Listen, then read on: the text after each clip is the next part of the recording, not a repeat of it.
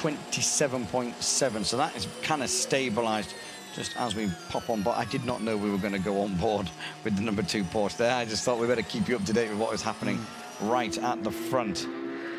I think Nakajima that lap actually didn't have the best run with traffic. He lost a couple of seconds to Gianni, but... And that's probably the traffic that Neil's just gone through. Yeah, so maybe this time around Nakajima will be free of it and Gianni will have the slower lap. It's just yellow flag, it ebbs and flows, doesn't it? Yellow flag at Dunlop. So replays of the number 5 car. Slow-mo. You see those nice wheels, the aero wheels. Look at the dirt on him. It's quite amazing. So much dirt and grime. You know, certain angles of that Audi look okay, and then you show it in a completely different angle and you're like, oh no, I don't like that. There is no angle of that Audi that looks okay. Oh, okay. It's, you know. That's why we got a yellow there. I don't know who it was who tweeted last night, but when they said it under the cover of darkness, it was looking pretty good. I thought that was quite a good... And Audi have built some beautiful racing cars, but that one... for me, just really isn't particularly pretty. They should be able to push that just down the hill and back on. Keating car out. Again, two Benelux drivers in the car there, Beleka Mullen and Mark Goossens. Both got a lot of experience here. I know for a fact that back in the Porsche P2 days, that Beleka Mullen has won this race. So very experienced around that. Here, both of those guys drive in the States, and they've come together for this race. This is our leader in P2 now. 1 hour 20 seconds to go. How far can a P2 car? Does he gonna have to come in for like another quick? Yeah, they do. I think you could. The next GT cars to come in could potentially go the distance. That last stint, you're looking at an hour stint for a GT car, but a P2 car, no, I don't think they can. They've got smaller fuel tanks. I think they're going to need to, this car's going to need to stop again for a splash and dash. That car's still stuck there. Yeah, who is actually in that 48 car? It's Keating. Okay, well, that's kind of, in theory, the team owner kind of, well, not team owner, but the man who brings the, I suspect, the budget. He owns 10 car dealerships in Texas with... and the Viper Exchange, which is a Dodge Viper specialist. So that's a connection with Mark Goossens. Mark Goossens is very much in with Viper Exchange. It's his Dodge Viper specialty dealer. It boasts the largest volume of Dodge Viper sales in the world. Wow. That just looks like instead of pulling him back, they just push him forwards. He's on a hill. Just get him down the hill. So Mark Goossens, you were saying this is his 13th start, his debut in 1996, his best finish 4th overall in 97.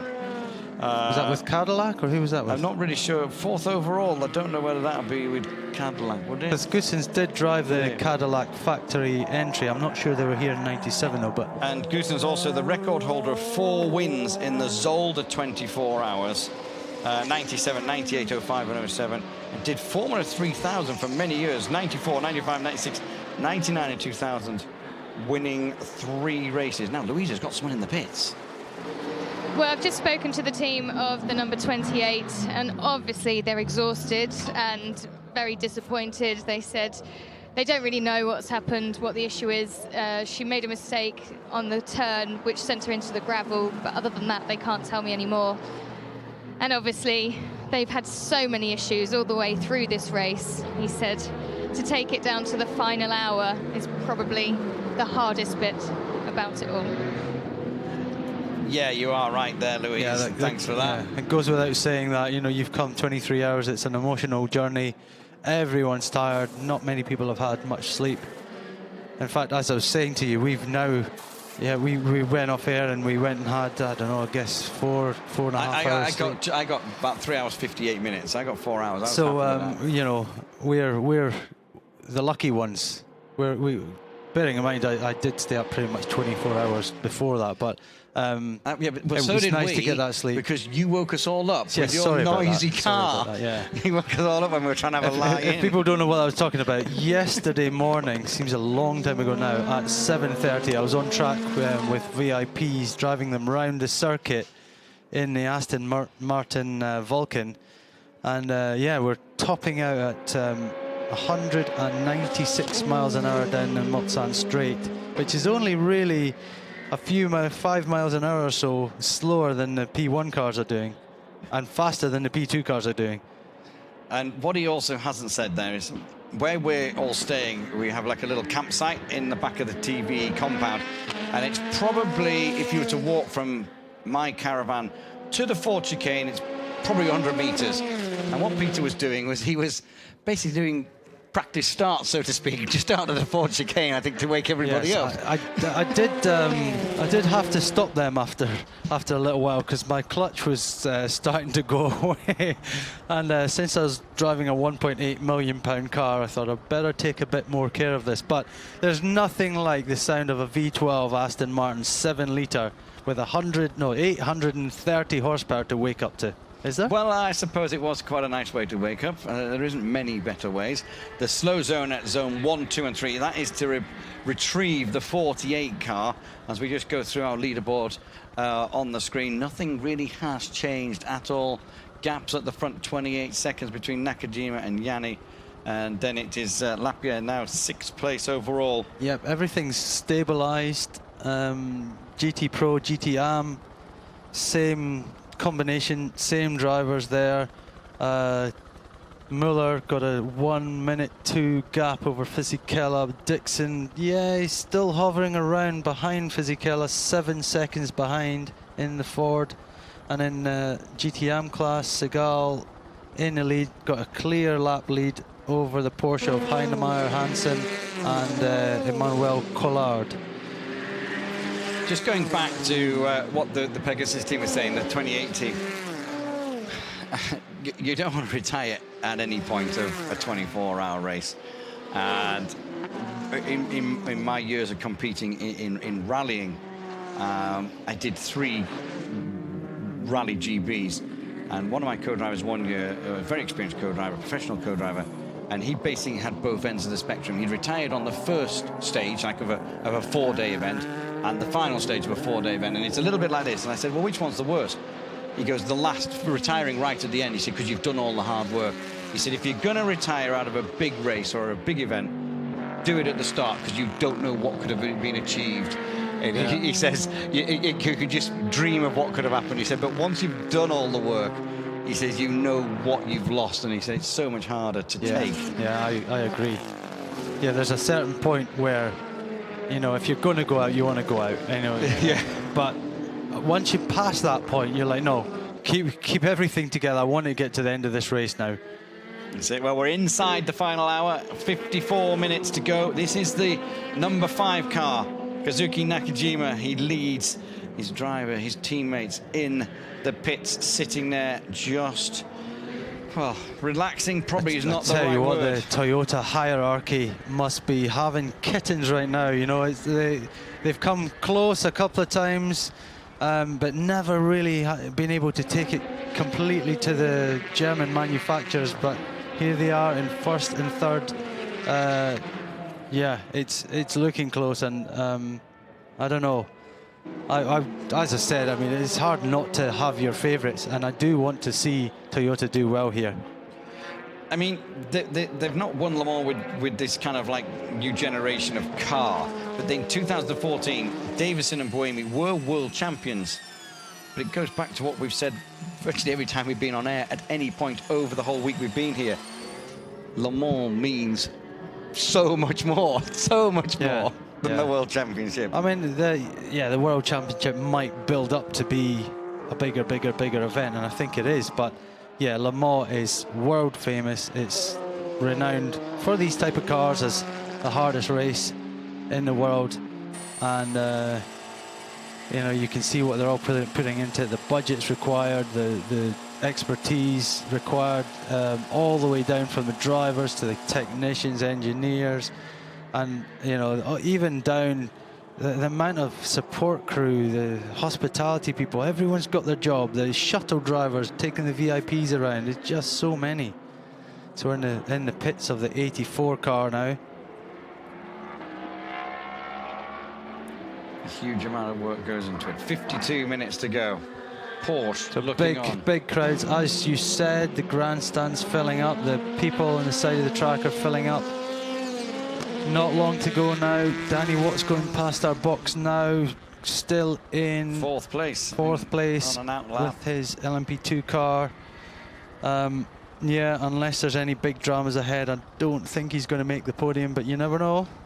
I have to say, just going a little bit further down, and the car running in 16th place overall, the Bruno Senna 43 car. They won the first round of this year's championship, as it happens just to go past our commentary box at the Ford chicane. I have to say, they have failed really kind of to deliver this weekend. I expected that car's strong driver lineup in that, Albuquerque and Senna. Thought they might have just been a little bit closer.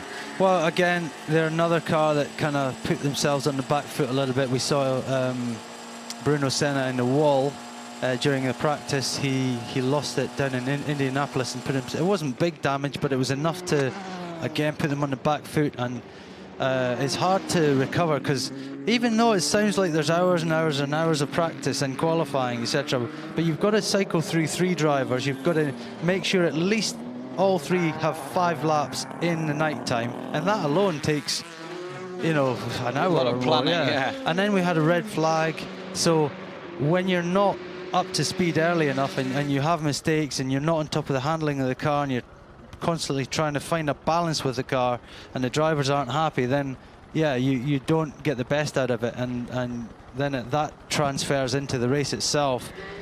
And then, of course, we had that difficult start to the race with all the heavy rain and picking the right tyre. And if you made the wrong choice, then straight away you'd be a lap down or so. So, yeah, it's been a fraught race for that car, the 43 Senna LMP2 car. But again, he's a very balanced person, Senna, really nice guy. I was teammates with him in Aston Martin in 2013. Got to know him quite well then. And yeah, really good guy. He's driving all sorts of stuff. He's in the Formula E, of course. So yeah, he'll come back, no doubt. This is the 3rd place.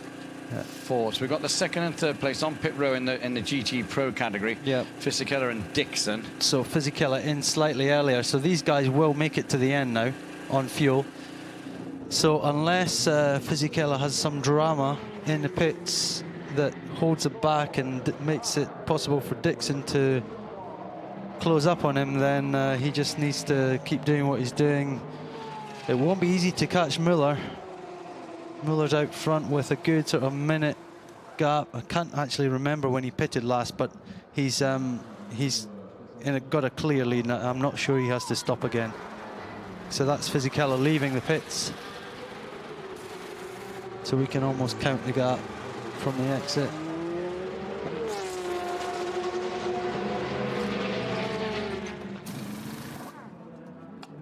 Some fresh tyres going on. Again, they've got plenty of laps behind them, so they've got the time to put those tyres on and just to keep it as secure as possible. Huge emotion in the 84 garage.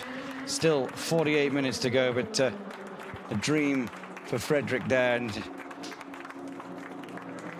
a tear in everyone's eyes.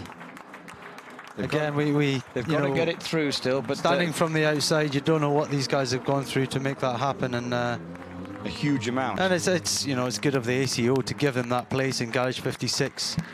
As we've talked about, it normally goes to innovative engineering, and they've made it possible for, as you say, a quadruple amputee to drive in Le Mans 24 hours. And at the moment, knock on wood, they look like they're going to finish. Now, we did see out on track just before was Sarrazin, the 6 car, behind the 2 car. There was 4 laps between those guys, so don't think that there was a change of position there. 4 laps between them. as they just scroll through the results. At the moment, the placings, not the results, of that GTE Pro Battle. It's Muller, Fisichella, Dixon, as we know. Fisichella and Dixon on out laps. Here is Fisichella being chased by another Ferrari behind him. The 82 car is in second place. The 62 car, which is the leader of the AM category, heading out of the pits, which probably will be its final stint now. And a quick hello to Angry Dan down in Australia, listening obviously on the app or maybe on TV. Good to hear that we're making it all the way down there, Dan. We do seem to have, it's the pull of the event, isn't it? It's the pull of the event that gets people all over the world watching the 24 Hours of Le Mans.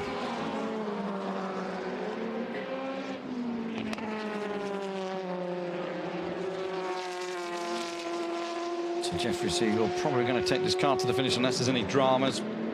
What's that going slowly? That's the 49 car, but it was going slow, but it seems to be back up to speed now. Ah, right, yeah, okay. Oh, it's gone off wide. It's managed to. And it nearly took the Corvette in with the Corvette. That's a real racing driver rookie error, wasn't it? He was watching the car in front of. Oh, he's heading towards the gravel. I don't want to go there. Yeah, got lucky though. He did get lucky, just not far enough to snag the wall. Yeah, I mean, we're getting 46 minutes left in this race now.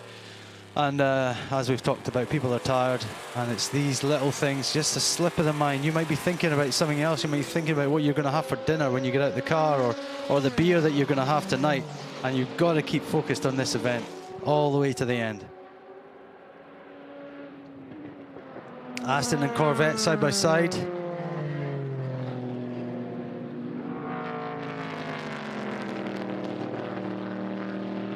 I think that was is that the 95 car going by the 63? Or was it the 97 going by?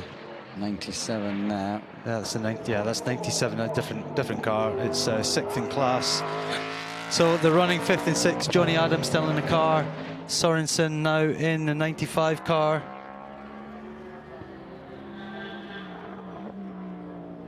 Yeah, I mean, from the point of view of reliability and the job these guys have done, I think it's really good. Aston clearly just don't have the pace. Johnny Adden, of course, born in my hometown, Kirkcaldy. Yeah, Aston just not got the pace here this weekend. Corvette the same. Yeah, it's funny when you spoke to some of the Ford drivers before the race. Of course, you speak to Aston drivers and the Corvette driver, and they're saying that Ford are sandbagging and Ferrari are sandbagging. And then you speak to the Ferrari drivers and the Ford drivers. Nah, Aston are sandbagging, Corvette are sandbagging. Well, it's clear now who's sandbagging and who's not. Yeah, exactly. And they're not still sandbagging. So yeah, been a tough week for them, hasn't it, for the Astons and the Corvettes? Yeah, they got a break just before BOP break, so balance of performance just before the race began. They got, in fact, I've got the figures in front of me now. So no changes to the Porsche. They got nothing, but the Corvette got a 0.2 of a millimeter larger restrictor, and the Aston got a 0.2 larger restrictor. The Ferrari had to carry 15 kilo extra, and the Ford had to carry 10 kilo extra and a reduction in its turbo. It's made no difference really. I mean, it probably has made a difference, but it's not made a visible difference to what we thought was going to happen with the results. It has been a Ford versus Ferrari fight. It would have been great to see a fight with everyone, but you know, balancing all these cars, considering that the Ford and the Ferrari are the cars that are developed to these new regulations. The Aston's a bit older, the Corvette's a bit older, and Aston, of course, I think coming with a new car next year. So everyone's in a different timeline of their development of their cars, and yeah, the Ford have been the dominant car so far in this race. As we say, 43 minutes to go, not necessarily all finished yet, but as it stands, Dirk Muller in the Ford, the pole-sitting car, is currently leading. It's in the pits now, in fact. but it has got time on its hands to do as long as it's a nice clean stop. Last stop of its race. Fisichella in the Ferrari 2nd place, Dixon in the Ford 69 in 3rd. The gap between Fisichella and Dixon is 36 seconds. The car won, the Porsche is back on the road. I need to remember who it was who tweeted it. It was basically, once you know why it was in the pits, it's just back on track after short checks. So nothing really there. That was, right. Matthew was wondering why that was going on. A tweet from Anthony Davison 16 minutes ago.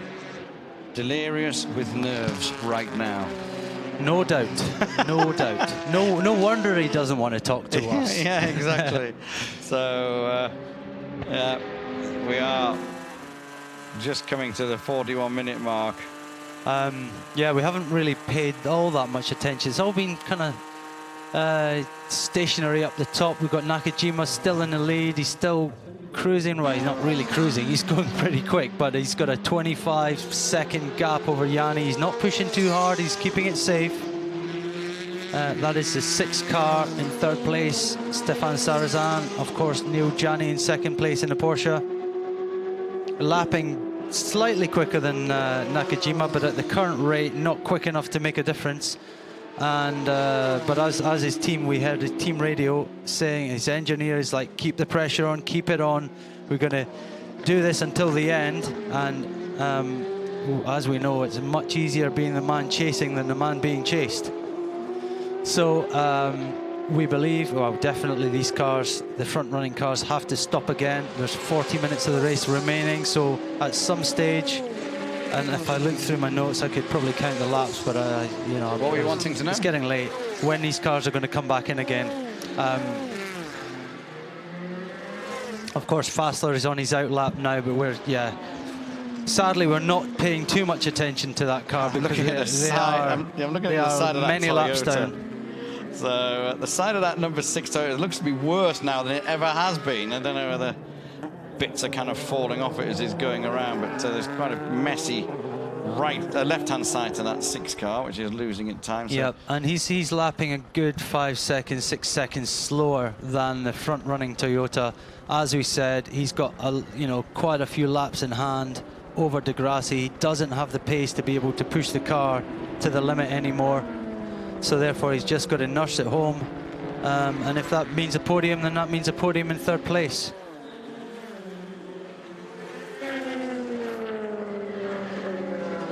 Sarrazin been in that car for quite a while now.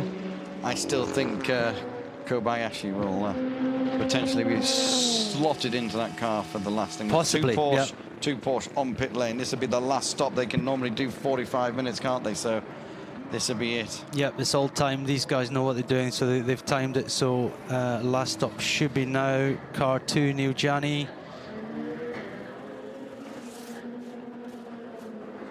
Total kilometers 5,083. Was that about 3,000 something or other miles? And a few more to go.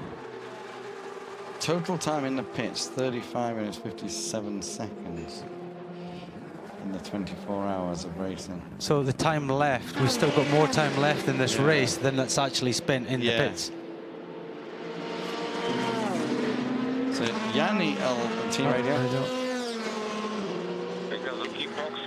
Box this lap, need to confirm please. Fuel stop only. Okay, so as we thought, there's no way they're going to take the Japanese driver out of the car for the finish. He will be staying in, fuel only, tires remain, quickest stop possible. Lights flashing, he's keen for everyone just to move out the way, let him through cleanly. I'm on my way. Car 84, well, they're not going to do anything rash because we know they're desperate to get to the end as well.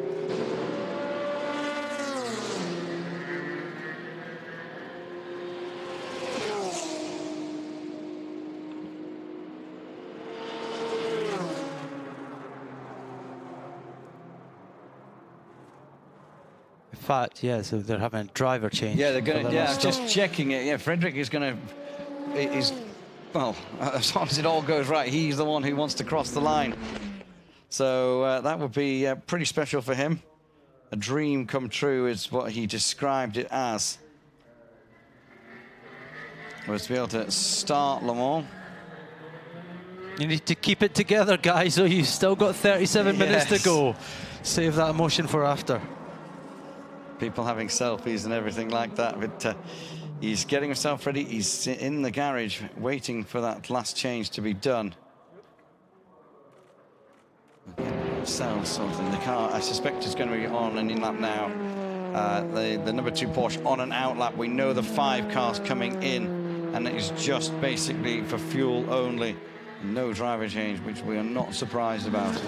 It'll be when the Sarthe car comes in. They have 9 laps. 5 laps it is actually. Total advantage over the car behind. So if they wanted to slot the second Japanese driver of the team in, the 5 car on pit road and heading towards its garage. Not garage, it's box. It's not going to go in the garage, hopefully, unless there's a big drama. What do they do? I think they do the driver change in the garage, though, don't they? No. Are we talking about 85 or are we talking 5? Sorry, I was talking 6, but 84, you're 84, right, yeah. Does happen in the garage. That takes a bit longer. So that car, the 84 car, will go into the garage. Sorry, I'm on a tangent. That's okay. 61. Where is 61? That's on. So that's the 4th place for that's the. That was the car that was on pole. Yeah, that's Rob Bell's car. As we said, he's got out of the car now. So he must be very keen to have a bit of a chill out, and because he's done a lot of miles in that car. And Mock is now in the car, but there's been some investigation over its pit stop. We don't know what yet. Nakajima on his way down pit road. 35 minutes and 46 seconds. Team radio. Again, big push. 12 laps. Keep on pushing. Yeah, they're going to the end. You know, they've you know, second place for them is no good. They're just keeping on pushing, trying to force the Toyota into mistake. Did they say 12 laps to go, they reckon? I'm sure that's what they said, 12 laps to go, they believe. Yeah. So we just keep pushing, put them under pressure. As you say, no one really remembers who finished second. So exactly. Even if it goes pop or it goes in the gravel, trying to get it, it's not. It's kind of all about winning. It is. Ferrari here, the 83 car, and it's a strange time of the race now, pure and simply because these drivers, in theory, are like kind of just treading water, just going around as safely and as fast as they can, just to make sure that they get to the end now. They've got too close. We're within 35 minutes of the finish. And these teams, yeah, the Toyota number 5 won't be able to do it 100%. But Peter, you did say about it that to try and get a formation with the 2 Toyotas across the line together. But also what they will be trying to work out in those last couple of laps is they'll be working out, engaging where Kazuki is on the track to like make him so he doesn't start a lap with like a minute to go, so to speak. He'll be wanting to start the lap. You want to cross the line basically on 3 o'clock rather than having to do another lap and do an extra 3 or 4 minutes. True, but just to kind of a 30-second gap, a 32-second gap at the end of 24-hour racing is not very much. They can't afford to back off too much. No, but that's what they'll be trying to do as well, isn't it? Kind of like work. If he drops a couple of seconds here and a couple of seconds there, does that put him into? He'll cross the line basically as close to 3 o'clock as possible, so he doesn't have to do any additional running. Yeah. Because that last lap will get busy, because a lot of cars will start slowing down because they'll want to be behind the leader to make sure that they don't have to do another lap. 11 laps to go, 11 laps to go. Porsche also stop and just refuel 1 lap earlier than you. So it is a straight fight. These guys are not coming in other than any problems. I don't see these guys coming in for anything else. It's 32.69 seconds, the gap. They said 11 laps, didn't they? That's what they... Yes, yeah. 11 laps. But the last radio communication from Gianni was before he crossed the line, so he said 12, so same thing, yeah. So all attention on this car 5. You know, yeah, it's not a bad place to be right now. As the driver, you're not feeling nervous. You're just doing your job out there. Well, I don't know. I think it's worse for the driver sitting here in the pits. His teammates, they're actually in. Yeah, they're beside themselves with nerves. And for him, he's just concentrating so much, doing his job. And for the number 2 car, of course, pushing to 100%, trying to close that gap up. We're looking at Degrassi away. Or is that a number 7? I can't really see. So one of the Audis, and yeah, he's on his out lap. It's probably Degrassi. So I'm going to be around about 385 laps, depending on when that message came in. Replay, was this? Is this a position change? It is. It is a position change. We missed that. Emmanuel Collard going past Heinemeyer Hansen and pulling away in the last 31 minutes of the race.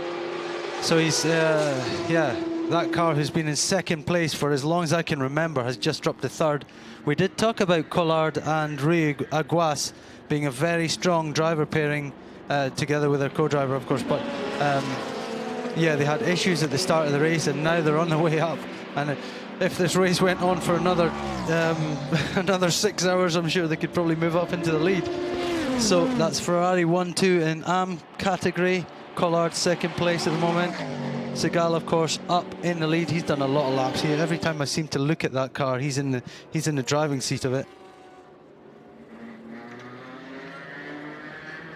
Muller still leading Fisichella, healthy gap there, 1 minute and 19 to Scott Dixon, another 35 seconds, and then Mucke in the last of the sort of front-running Fords that didn't have so many problems.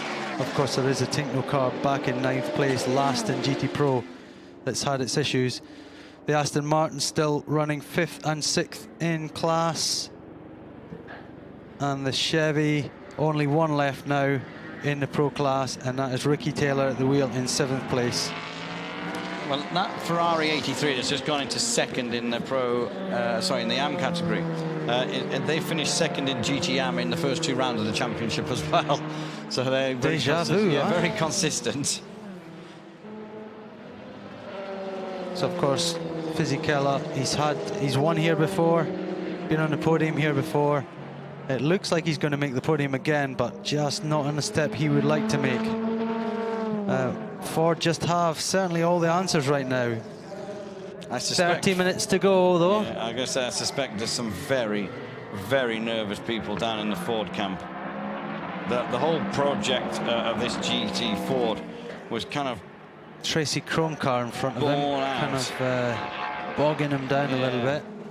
It was the Ford GT program was kind of born out of celebrating 50 years since Ford won, like that famous victory they took. So it's really, really special for them to win it on their first time back. It's gonna be, yeah, tense times. I actually met Henry Ford the other day when I went to see my guy that I knew at Ford, Gerard Quinn, and he said, "Oh, I'm a bit busy. Have you met Henry Ford before?" No, I haven't. It's kind of like royalty within the motor world. So, just checking Twitter, everyone's either fallen asleep or gone quiet, which is, or they're just quite tense and relaxed. Now, just checking the 84 car. Just going to have a quick look at where the 84 car is. It should be. Oh, it's not on that page in my results. They've all stopped. That's they've all stopped. They've gone grey now. Oh, there's the 84 car. So they haven't done the driver change yet. They're still waiting to come into the pits with that car. 25 car just coming down pit road. Pizzola on board that one. That's the Chris Hoy car. Chris Hoy not doing himself any kind of disservice here. He's kept it on the track. He's made no mistakes. I think there was one pit infringement that I can remember for them.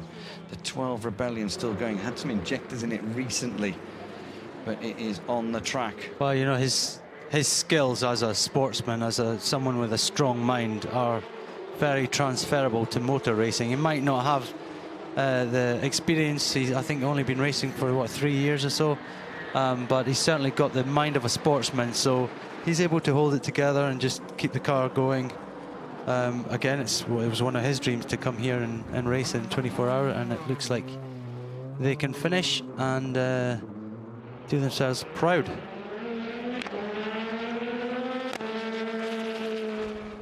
So we're getting a last stop for Lapierre. We did think that I think he stopped on the hour before, so he did need a splash and dash of some description. So yeah, Lapierre is, I think, coming in fairly soon.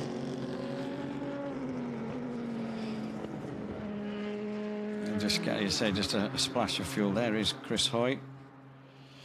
Yeah, fingers crossed. It's quite amazing that someone with so much success, that he sits there thinking, this is like a dream.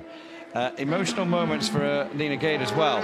Final race for Audi. It's not been the type of race that she wanted, but a lot of history, a lot of victories, a lot of highs for that number 7 car with Lena in it, and that's gonna be a massive change in that team when she disappears. Yeah, big shoes to fill, or probably small shoes, but you know what I mean. Yeah, and she did. There was a tweet from Audi yesterday. I forgot to mention it, but there was a tweet of Lena leaning out of her little terrace thing on the pit lane. I don't know what you call them, where the pit perch. Pit perch. And she was leaning out, and she put a sign on it: unless you're Brad Pitt, don't bother coming in. So she had that when she was getting herself ready for the race. So I don't know whether Brad Pitt went in, but he was more than welcome to have a look around her pit perch while she got herself ready. It's a big result again as well, as long as they can just finish off the final 25 minutes in this team, a 36 team. It's even if you don't finish on the podium, just finishing, as we talked about with like the Tattinger car, is people set their stalls out. We're going for a podium, we're going for a win, or we just want to finish. And you get within this close. The 5 car dives down the inside of the 99 car onto another lap. The gap. We're just waiting for the 2 car of Yanni to go across the line. There it's heading towards the line. I can see it out of our commentary box window. We're situated midway through the 4 chicane. The 7 car on board with that. Heading down. Team radio at the 7 car. Okay, Marcel, the race leader is behind you. Race leader is behind you on track. And the number 5 behind. 5 being the race leader.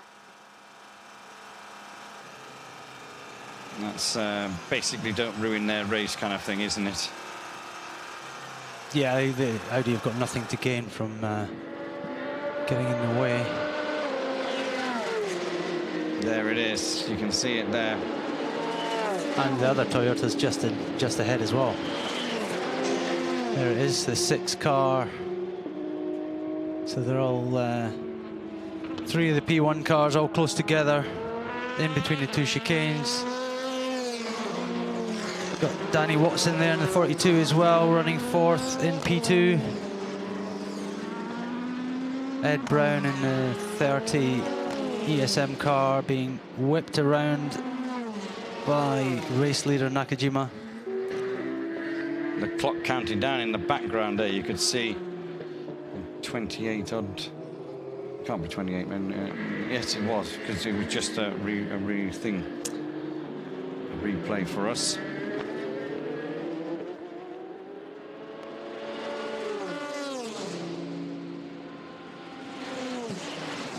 Tracy Crone in his own car, eager to get to the end, of course, looking like he's going to do it again. Another team that comes here every year, and I think they've got no intention that they're trying to win in P2, but they're here racing and they're trying to get to the end, and so far so good for them.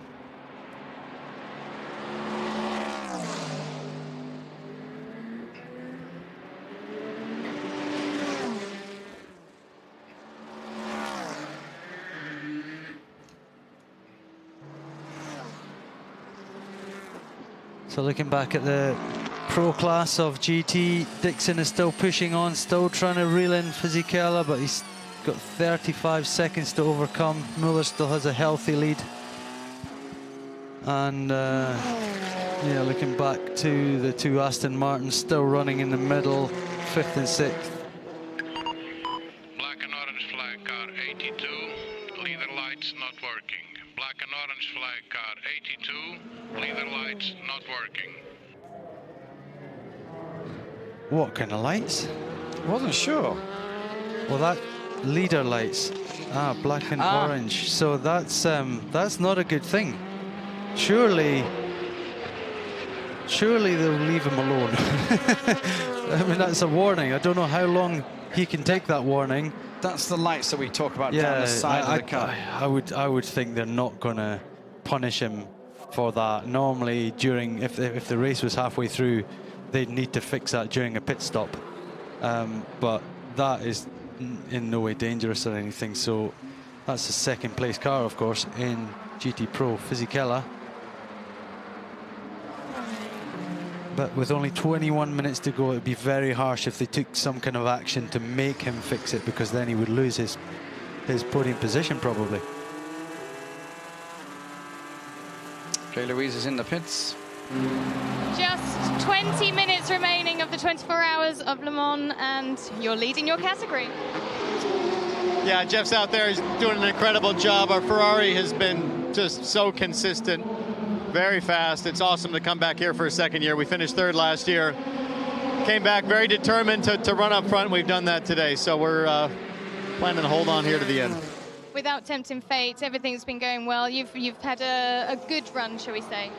Yeah, I mean, we've had just a couple little mistakes, but nothing like what we had last year. A lot of issues last year outside of our control, but things have been going really well.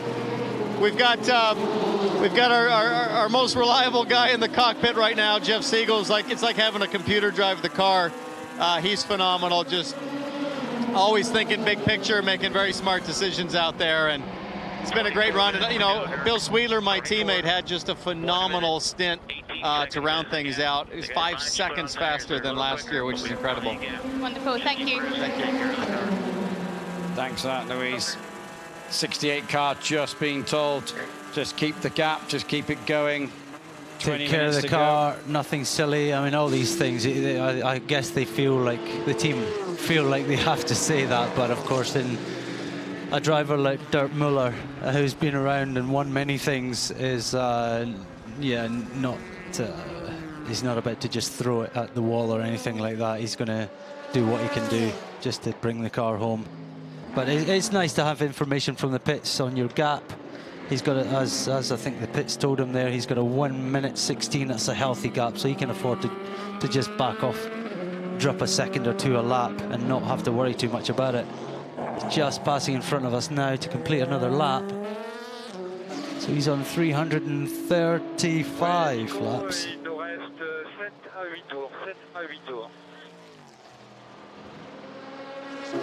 Right, Louise, can you translate that one for us, please? She's a bit busy at the moment. She's not going to help us out, but never mind. Car 82, I just want to kind of see, I'm going to look out the window for it, because it's the lights I think they're talking about, as those lights we have explained during the broadcast during the week of, there's 3 lights on the side of the car, and depending on if you're in the 1st, 2nd or 3rd place in your category, they light up. Number 5 is just passing us now. It's got 1 light on. That's it. And it's in the lead. It's in the lead, you see. So, and I think that's what they're saying isn't working. So 36, you can see the 1 light on the side of it there. And they are color-coded to the little categories that they're in. Red being P1, blue being P2, green being GT Pro, and like an orangey color for GT Am. So if you're just wondering what that was.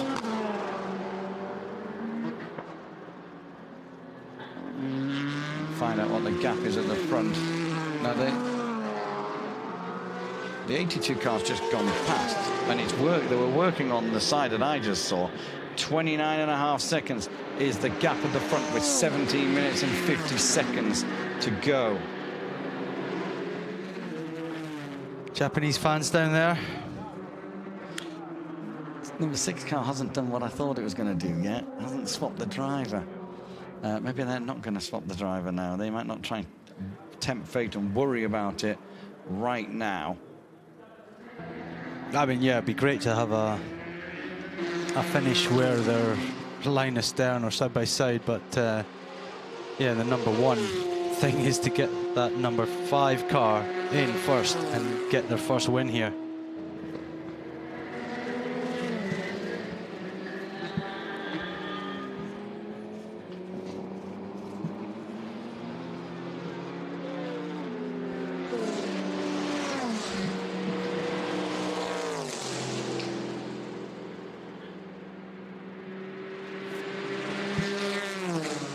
So looking at the order, the last sort of major change of position was Collard taking the 2nd place from Heinemeyer Hansen in the Porsche in the GT class. But other than that, yeah, the other positions have kind of held for quite a few hours now. 3rd place, 37 cars into the pits for a final stop, Petrov.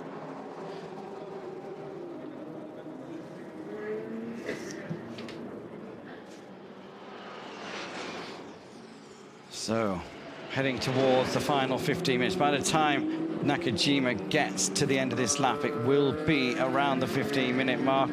3 minutes 30 a lap, so 5.5, 6 laps to go in the 24-hour race. We're on 379 laps. He's actually only 379 laps he's about to complete. It's a lot of laps. It's a lot of laps. You'd be happy to sit there all for the remaining 15 minutes, 36 seconds. No traffic around him. Clean road, dry road. Japanese people so loyal, so trusting, so fair. And it's about to hit the big one. It's about to be. So their lights are working, I think. That's 62. Yeah, but the 82 went past before, and the light was working. So it must be just on the other side then, because there's Twitter action about that, and Jake Urath tweeting about it, and Specutainment talking about it as well, and yeah, I think they're of the opinion that it's possible that they might bring him in to have to get it fixed, which obviously would cost him his 2nd place, if not his 3rd place as well. Again, that's not for us to comment. We don't make the rules, but it does. If that did happen, that would be very, very unfortunate. Don't you worry about it later. Let's just finish the race and argue about it later or something like that. But need to try and see. And Frederick Sisset is getting lowered into the car for the final. Well, what he's now the final 14 minutes. There's Straka in for a splash and dash, followed by the 50 car as well. So just not quite having enough fuel to get around the final few laps and kilometers of the 24 hours of Le Mans, the 84th running of the 24 hours of Le Mans. This time yesterday, the weather was pretty rubbish. It was pretty awful. There's still a lot of cloud around, but it is warm and it is a bit sunshiny. So that is the main thing, to be able to celebrate in style. 13 minutes, 45 seconds. 30.3. Good job, Kaz. Good job, Kaz. So that's 5 laps to go. 5 laps to go. Yep, that's Nakajima. Yep, all the communication between the two of them. 30 was just giving him the gap, 30 seconds. He stabilized it. He was quicker that last lap, and with each lap, obviously, passing by, Gianni can't get any closer. So, yeah, no, I'm not going to say anything. That's it, 30 seconds is the gap. The 83 car coming into on pit road. That's the Collard car, 2nd in AM at the moment. That's 56 seconds over the 3rd place car. So we've got 84 car just trying to keep out the way, trying to make it last 12 minutes of the race, just trying to make it to the end. Here is our leading car coming through. All the eyes from Toyota around the world. Yeah, watching I think we talked car. about yesterday how big a race. In fact, it wasn't yesterday; it was the day before that. How big a race this is. We've got a TV interview with Louise. Let's go to her. We're with you, Louise.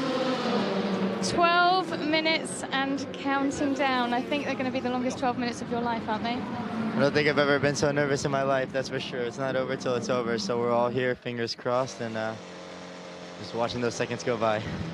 And looking at the performance so far throughout the 24 hours, how's it been? The car's been fantastic. The team's done an incredible job. Every single pit stop was perfect. They've done an unbelievable work here. Everyone's, you know, put every ounce of sweat here. The car's been fantastic, and the drivers have done a great job. So hopefully it all comes together. You know, we're just trying to do the best job possible, and hopefully that result comes. Well, I'll come back when you're smiling and celebrating properly. Thank you. I hope to see you then. Thanks for that, Louise. So 11 minutes 24-23 now. Louise, can you just confirm who that was? Because we didn't actually get who was speaking. Louise is not listening to you. She's tired. She's tired. She's tired, lass. What we've got to look at as well, the 2-car into the pits. That's not what we were going to look at, but the 2-car into the pits. That seems quite bouncy, the front end of that car. Now, he should have been able to get to the end on the fuel he had. Yeah, agreed. Agreed. Okay. That car did look bouncy. There's a tyre going on. Another set of tyres on it, yeah. Must have had a puncture. Putting fuel in it. Must have had a puncture. So Louise... Getting the right side wheels. I'm trying to see that front... No, getting left as well, yeah. That's bizarre. That's really strange. Yeah, I mean, and then those guys are thinking, what's going on there? They've got a gap, so it's not a problem, but we saw Audi just before. They were just putting on a second-hand set of tyres, used tyres.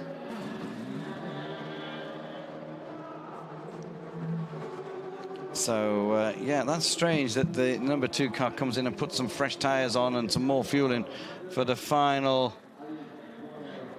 So we're seeing on the board here, stop and go penalty for 82. Repair your leader lights. That is Fisichella. Yeah, that is Fisichella, and I was waiting for the gap to come up, which is Scott Dixon's got to come across the gap. That last interview. Scott Dixon isn't far behind. That's a position change. That drops Fisichella to 3rd at least. Yeah, he won't go further than that. Unfortunate, very unfortunate for them. Radio.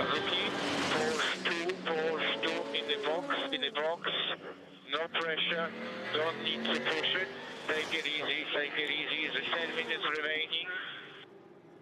So we're going to say we have about a 40-second delay from when the team talks to when it actually gets replayed onto us. And that was about right, that was.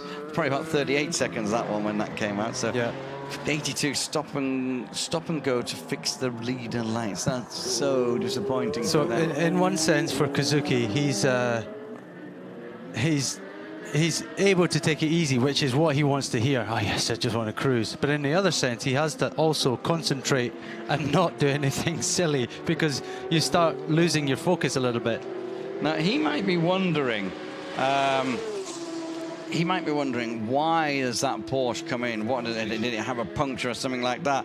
And if I'm totally honest with you, that's the kind of thing I was wondering. Was there a puncture on there? But they did put fuel in the car also. So strange, because I thought they would potentially be able to go to the end of the stint. That is inside the 36 garage you're just looking at. Here is the 6th car. There is the 36 car, leader of the P2 category as we speak. But it is Kazuki Nakajima. 8 minutes, 10 seconds to go, and he is leading in the Le Mans 24 hours.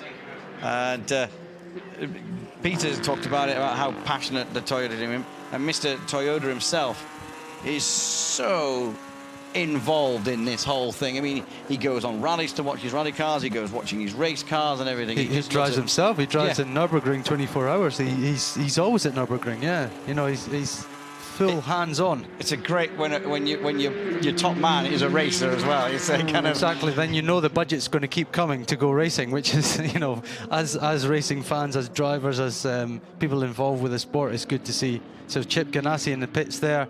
They've had a lot of success. Chip Ganassi's won a lot of stuff. Pretty much, yeah. I mean, that's pretty much confirmed a Ford victory with that final penalty, stop-go penalty for Fisichella. He's not in the pits yet, isn't Fisichella, but well, yeah, they'll be fighting it. They will be fighting it. Make no bones about it. No, that's a 62 car. Yeah, we keep seeing 62. We need to look out for it out the window.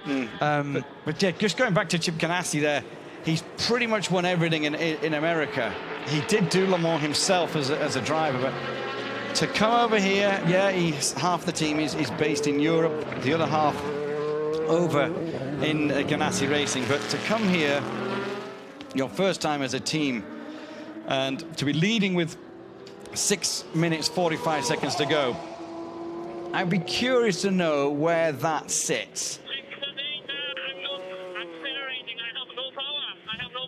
What? This is the 5 car. It's slowing down. It's got no power. Louise, you probably won't get anything, but Kazuki Nakajima on Team Radio, because I'm not sure whether you hear it. He has no power. No power with 6 minutes to go for the 5 car. Look at his throttle. It's flat. And he's doing 98 kilometers an hour. This is just incredible.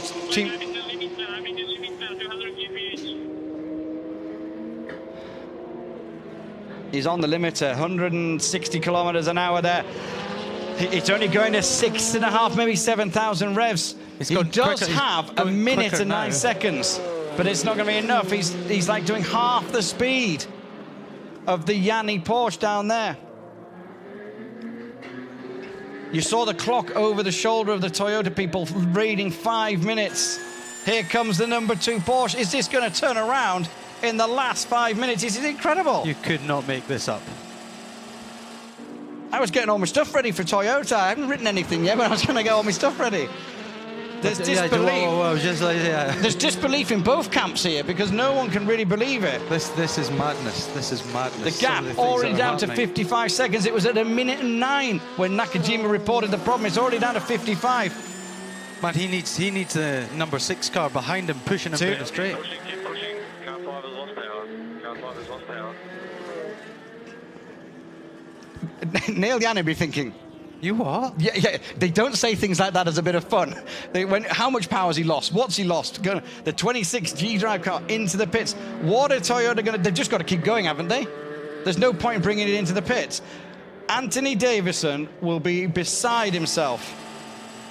I'm speechless. Am I watching this? Is this really happening? They must be the same. It's the greatest race in the world. Who's that behind him now? I think that's his teammate.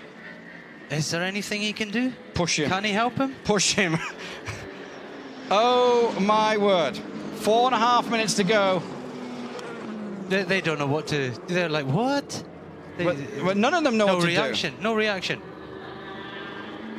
Which, yeah, you wouldn't. You'd be just like, keep going. And Neil Yanni being fed quite limited information of just keep pushing. He doesn't want to trip up over anybody because... It's down to 25 seconds, the gap. I mean, bearing in mind that car had an extra stop, so it would have been in the lead by now. Yeah, we're about to have a lead change. The 5 car there in it, that's an Audi. We're heading towards what would be pit entry. 6 has gone by 5 now. Is he coming into the pits or is he going to stay out? He's staying out. Is that the sound of him on the Here he is. Here comes Yanni. Yanni's heading towards the Ford chicane. He's out of the karting, down to Ford chicane. And... there is the 5 Toyota just exiting the chicane. Yeah, it's stopping. It's stopping. There's going to be a lead change on the start-finish line. There is a new leader. 3 minutes, 21 seconds to go, and there's a new leader. The 5 car has stopped. They can't believe it. They're going crazy in the Porsche camp. Look at them. Oh, my word. It is quite incredible. And yeah, they cannot believe it either. Oh, man. Unbelievable. This car was on pole on Wednesday night, and they weren't headed all day Thursday. They had a pretty dismal start in the rain. And they've had problems, they've had issues, but they have kept going. Meanwhile, looking at a different subject, but car 82 has not pitted yet. They're fighting it out to try and just get to the end of this race without having to stop. Now, is that Toyota waiting there? Wait, put time radio. Take it easy, Neil, take it easy. Just got to bring it home, mate. We're going to win this one, mate. Just bring it home. You cannot make You this up. cannot. All of the media